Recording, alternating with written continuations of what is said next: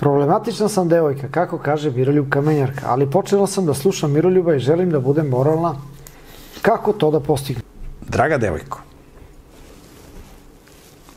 onog trenutka kad čovjek hoće da se promeni i da bude nova ličnost, da bude novi čovjek, onda sve ono što je radila ta osoba do tada se briše.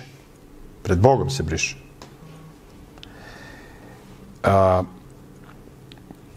I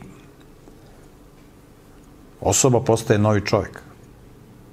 Tako da ti si možda do juče bila problematična, ali od ovog trenutka ako odlučiš da živiš na jedan drugačiji način, ti postaješ novi čovjek. Znači više nisi problematična, nego si princeza. To je biblijski koncept. I možeš da budeš kao Rava iz Jerihona ili kao Ruta Moavka, da budeš prababa ili majka ili čukumbaba Mesije. To je biblijski koncept.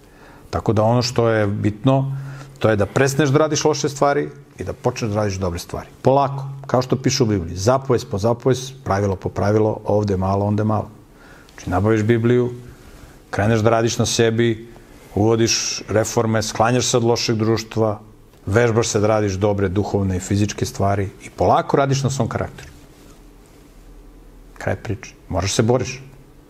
Poveži se sa pametnim ljudima, poveži se s nekim ženama od kojih možeš nešto pametno da naučiš i možeš da izrasteš u ženu s kojom će Bog da se ponosi.